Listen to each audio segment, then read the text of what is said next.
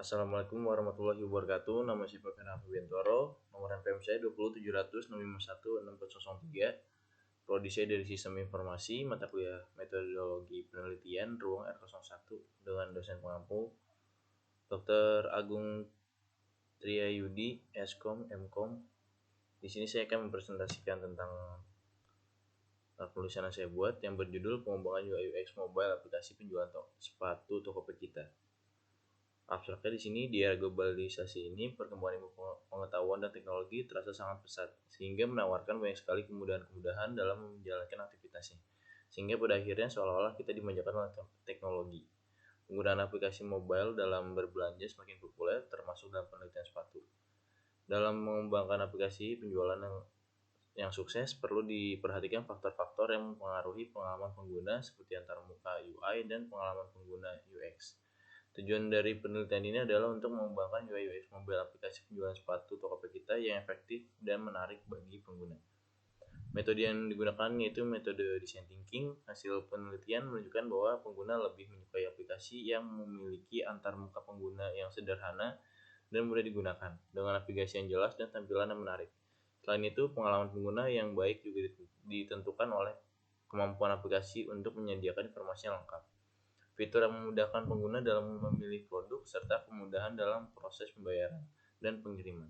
Dalam penelitian ini akan dibahas mengenai permasalahan dalam pengembangan UI UX mobile aplikasi penjualan sepatu, tujuan dari penelitian dan metode yang digunakan, serta hasil rekomendasi untuk mengembangkan aplikasi penjualan sepatu yang lebih baik. Bab 1 pendahuluan. Pandemi COVID-19 mengakibatkan konsumen Indonesia sulit melakukan transaksi langsung. Dalam mengatasi hal ini, pelaku usaha dipaksa beradaptasi dengan strategi digital, memperkuat kehadiran online melalui e-commerce dan media sosial, serta meningkatkan keamanan transaksi sebagai kuncinya. Pelayanan pelanggan yang baik dan transparansi kebijakan pengembalian juga penting untuk mempertahankan loyalitas pelanggan. Pandemi menjadi peluang untuk berinovasi dan menciptakan pengalaman berbelanja yang unik. Untuk meningkatkan daya saing diperlukan inovasi dan adaptasi teknologi, kolaborasi dengan lembaga pendidikan dan akses pembiayaan, promosi produk, dan kepedulian terhadap kesehatan para pelaku usaha. Kolaborasi antara pemerintah, sektor swasta, dan masyarakat menjadi kunci dalam mengatasi tantangan ini. Perkembangan teknologi yang pesat, terutama pada internet dan aplikasi, telah mengubah banyak lini kehidupan menjadi digital serta memberikan fleksibilitas aktivitas dari mana saja. Masa depan teknologi menjadi menjanjikan dan lebih interaktif hingga mengubah tidak hanya cara berpikir masyarakat tetapi juga cara hidup yang dipengaruhi oleh kemajuan teknologi. Kemajuan ini mencakup berbagai aspek termasuk dalam aktivitas berbelanja. Salah satu contoh kemajuan teknologi yang dapat dimanfaatkan untuk merancang produk yang baik dan nyaman bagi pengguna adalah UI atau User Interface dan UX User Experience. Kedua teknologi ini dapat diterapkan pada produk digital atau internet untuk meningkatkan kenyamanan dan kemudahan pengguna dalam menggunakannya. Peran aktif masyarakat di dalam forum digital menjadi faktor utama dan mempengaruhi pergerakan dinamika perdagangan online pada platform e-commerce. Seiring berjalannya waktu, teknologi semakin berkembang. Perkembangan tersebut dipengaruhi oleh meningkatnya aktivitas dan kebutuhan manusia. Oleh karena itu, hampir seluruh aktivitas manusia berkaitan dengan teknologi. Teknologi memberikan banyak pengaruh ke berbagai sektor. Salah satu sektor yang terpengaruh dengan adanya teknologi yaitu bisnis. Dengan memanfaatkan teknologi, suatu pelaku usaha dapat melakukan berbagai kegiatan bisnis secara elektronik seperti transaksi jual beli dan berbagi informasi dengan konsumen untuk mempertahankan hubungan sebelum, selama, dan setelah proses pembelian. Aplikasi Tokopedia adalah toko penjualan sepatu e-commerce. Pembuatan aplikasi Tokopedia ini disebabkan karena semakin pesatnya perkembangan teknologi ditambah banyaknya konsumen yang tertarik menggunakan e-commerce. Tujuan pembuatan aplikasi Tokopedia adalah melihat peluang dari kebutuhan e-commerce yang menggunakan e-commerce. Kebutuhan konsumen yang menggunakan e-commerce, dan kami juga memudahkan konsumen untuk membeli sepatu secara praktis dan mudah. Dengan dukungan penggunaan metode design thinking yang digunakan untuk memecahkan, merancang, dan membentuk masalah. Selain itu, alat ini juga digunakan untuk merancang dan membentuk masalah. Tidak hanya sekedar memecahkannya, design thinking berfokus pada manusia atau bersifat human centered. Dalam setiap proses pemikiran desain, manusia menjadi pusat perhatian. Fungsi desain dapat diterapkan pada berbagai bidang seperti sektor pendidikan, pariwisata, bisnis, dan lain sebagainya. Tujuan dari penelitian ini adalah untuk memaparkan perancangan tampilan UI UX yang dapat meningkatkan kemudahan pengguna dalam menggunakan aplikasi tersebut.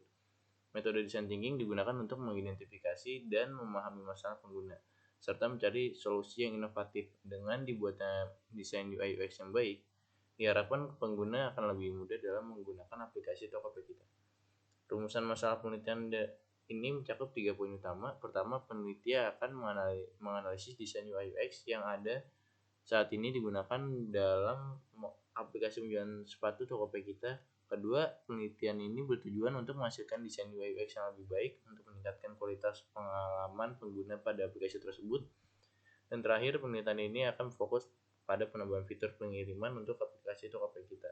Tujuan utama dari penelitian ini adalah merancang tampilan UI UX yang lebih responsif dan menarik bagi pengguna aplikasi Tokopedia kita, dengan harapan dapat secara signifikan meningkatkan pengalaman pengguna.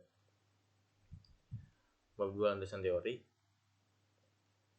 UI UX, perancangan desain aplikasi merupakan salah satu tahap penting ketika proses pembuatan aplikasi dengan memfokuskan pengembangan terhadap user interface atau UI dan user experience atau UX. Terdapat perbedaan yang cukup signifikan di antara komponen pada desain UI UX.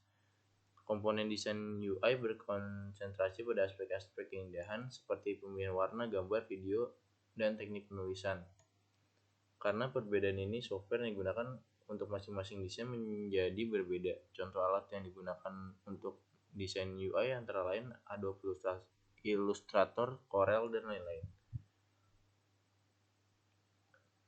User interface atau UI, user interface merupakan salah satu elemen krusial dalam siklus pengembangan perangkat lunak. Dengan menggunakan UI yang efektif, pengguna dapat berinteraksi dengan perangkat lunak secara efisien dan intuitif. Administrator dan analisis sistem juga dapat memantau kinerja perangkat lunak melalui UI untuk mengidentifikasi masalah atau potensi perbaikan. Dalam konteks pengembangan perangkat lunak, user interface atau UI adalah komponen yang menjelaskan bagaimana program dan pengguna yang berinteraksi. Interface ini memiliki peran menjadi penerjemah di setiap aksi dan reaksi antara program dengan penggunaannya. UI merupakan cabang dari ilmu interaksi manusia dan komputer yang mengkaji perencanaan desain untuk memahami cara kerja manusia dan komputer.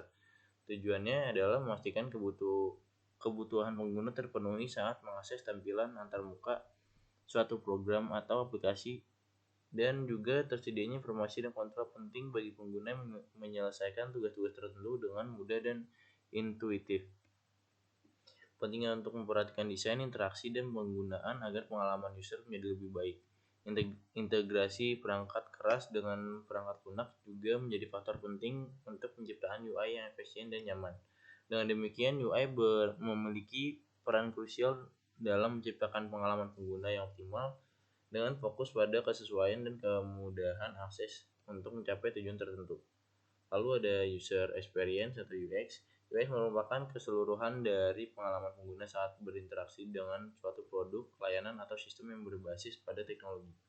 Desain dari UX ini terdiri dari pengalaman positif pengguna perangkat seluler dan wearable, serta aplikasi yang berjalan di perangkat tersebut. Desain UX bekerja bersama tim lain untuk mencari titik temu antara kebutuhan pengguna, tujuan bisnis, dan kemajuan teknologi.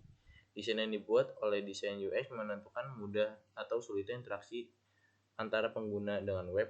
Perhatian utama dari UX yang baik adalah dengan memenuhi kebutuhan yang tepat dari pengguna dengan meminimalisirkan kerumitan, lalu memperhatikan kesederhanaan dan elegansi dengan menciptakan produk yang menyenangkan ketika digunakan.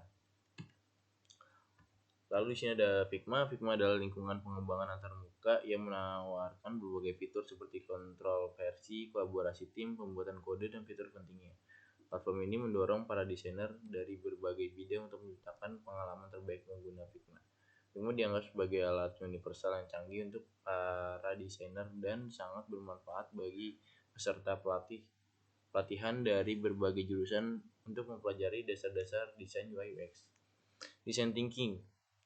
Design thinking memiliki dampak yang signifikan pada desain antarmuka dan pengalaman atau UI UX sebuah produk. Pendekatan ini melibatkan serangkaian tahapan termasuk empathize, define, ideate, prototype, dan test. Tiap tahapan dalam metode design thinking memiliki tujuan untuk memahami kebutuhan dan permasalahan pengguna, serta mencari solusi yang dapat diaplikasikan dalam bentuk desain antarmuka dan interaksi produk. Pendekatan ini berfokus pada pengalaman pengguna yang optimal sehingga produk menjadi lebih sesuai dan efektif dalam memenuhi kebutuhan dan preferensi pengguna. Ketiga, metodologi penelitian. Design thinking merupakan suatu pendekatan kreatif dalam merancang serta mengembangkan solusi inovatif untuk permasalahan yang kompleks. Selain itu, design thinking merupakan metode yang fleksibel dan terus berkembang, memungkinkan inovasi yang berkelanjutan untuk menciptakan produk layanan atau solusi yang lebih baik dan relevan bagi para pengguna. Di sini ada alur penelitian design thinking. Yang pertama itu ada empathize. Tahapan pertama empathize. Fokus utamanya adalah untuk memahami sepenuhnya pengguna dari situasi yang mereka hadapi. Melalui wawancara, observasi, dan interaksi langsung, kita berusaha memahami pengalaman dan perasaan pengguna. Tujuannya itu untuk mengembangkan empati terhadap pengguna dan memahami perspektif mereka secara mendalam. Lalu ada yang kedua itu define. Setelah memahami pengguna dengan baik, selanjutnya adalah mendefinisikan masalah atau tantangan secara jelas. Tahapan ini merangkul disintesis untuk mengidentifikasi inti masalah yang perlu dipecahkan. Tujuannya itu adalah untuk mengartikulasikan masalah dengan tepat dan menetapkan batasan serta fokus proyek dengan jelas. Lalu setelah itu ada ideate. Ideate itu kita mencari berbagai ide kreatif untuk menyelesaikan masalah yang telah didefinisikan, melibatkan tim multidisiplin, dan tahap ini menggunakan teknik brainstorming dan pemikiran divergen untuk menghasilkan beragam solusi yang mungkin. Lalu selanjutnya ada prototype. Salah satu ide terkumpul dari tahapan sebelumnya kita memiliki beberapa ide terbaik dan menciptakan prototipe sederhana dari solusi yang diusulkan. Prototipe ini bisa berupa model fisik, mock-up, atau prototipe fungsional tergantung berjenis solusi yang diinginkan. Lalu setelah itu ada tes, tahapan akhir. Pengujian ini bertujuan untuk mendapatkan umpan balik lebih lanjut dan memahami bagaimana pengguna berinteraksi dengan solusi yang diusulkan. Pengguna membantu mengidentifikasi kelebihan, kelemahan, dan serta potensi perbaikan dan pengembangan lebih lanjut dari solusi tersebut. Setelah melalui pengujian, langkah-langkah metode design thinking akan diulang kembali. Dengan umpan balik dari pengujian, kita kembali ke tahap empathize untuk mempermudah pemahaman terhadap pengguna, kemudian lanjut ke define, ideate, dan prototype untuk mengembangkan solusi yang semakin matang dan inovatif. Siklus ini terus berulang hingga solusi yang paling optimal dan relevan bagi pengguna dapat ditemukan. Lalu di sini ada perangkat penelitian. Di sini ada perangkat keras. Ini adalah perangkat keras yang digunakan. Ada Intel Core i3. Lalu sini ada RAM 12GB, perangkat keras lainnya seperti keyboard, mouse, dan lain-lain. Lalu perangkat lunak itu menggunakan Windows 11, menggunakan Google Chrome, Figma, dan Draw.io. Lalu di sini ada work design. Di sini diagram use case. Diagram use case adalah salah satu tipe diagram dengan UML yang berfungsi untuk memvisualisasikan interaksi antara aktor user dengan sistem. Tujuannya itu untuk memahami dan mengkomunikasikan kebutuhan fungsional sebagai fungsional sistem dari perspektif pengguna. Lalu yang kedua itu ada diagram activity yang digunakan untuk mengilustrasikan aliran proses atau urutan langkah-langkah dalam aktivitas atau fungsi di dalam suatu sistem. Tujuannya itu adalah untuk memodelkan proses bisnis, algoritma, atau aliran interaksi di antara objek-objek dalam sistem. Lalu yang terakhir itu ada kelas yang berfungsi untuk menggambarkan struktur statis dari sistem termasuk entitas yang terlibat dalam sistem, atribut-atributnya, serta hubungan antara kelas-kelas tersebut. Tujuannya ini adalah untuk membantu mengidentifikasi kelas-kelas yang diperlukan dalam sistem dan menyajikan atribut-atribut serta metode-metode yang dimiliki oleh setiap kelas. Lalu di sini kita masuk ke testing. Peneliti melakukan pengujian dengan menggunakan metode black box. Black box test adalah salah satu pengujian sistem yang berfokus pada fungsionalitas perangkat lunak. Metode ini juga dikenal dengan sebutan pengujian kotak hitam, di mana evaluasi dilakukan berdasarkan tampilan pelan termuka, fungsionalitas, dan kelayakan input dan output. Lalu sini kita masuk bab 4, ada workshop design. Yang pertama itu di diagram use case. Di sini adalah penjelasannya. Penjual merupakan aktor yang dapat login melihat toko, mengelola pesanan, mengelola katalog, dan mengelola pelanggan. Lalu di sini pembeli merupakan aktor yang dapat login, membeli produk, dan dapat melihat update pembelian. Lalu di sini ada diagram activity. Pengguna dapat masuk ke halaman form login dari sistem. Setelah itu mereka perlu memasukkan email dan password. Setelah email dan password dimasukkan, pengguna dapat menekan tombol masuk. Selanjutnya sistem akan melakukan validasi. Jika email dan password yang dimasukkan sesuai, pengguna akan diarahkan ke tampilan menu halaman utama atau dashboard. Dan terakhir itu ada diagram kelas. Sini kita masuk instruksi program. Untuk menggunakan aplikasi Tokopedia kita, user diharuskan login menggunakan email dan password yang sudah dibuat. Jika belum memiliki email dan password, user diminta untuk mengisi data di halaman registrasi. Setelah login, user dapat melihat dashboard beranda aplikasi Tokopedia kita. Selanjutnya, user dapat memilih atau melihat sepatu yang berada di tampilan katalog yang tersedia.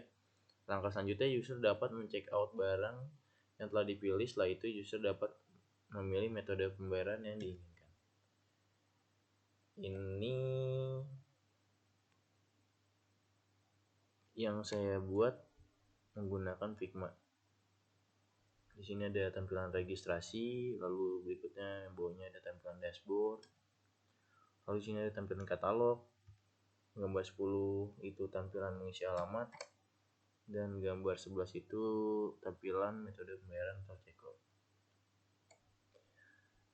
Kelas ujinya itu scroll halaman dashboard. Saat berada di halaman dashboard akan memberikan fitur untuk melihat scroll atau sepatu. Bisa di scroll ke bawah, hasilnya itu valid.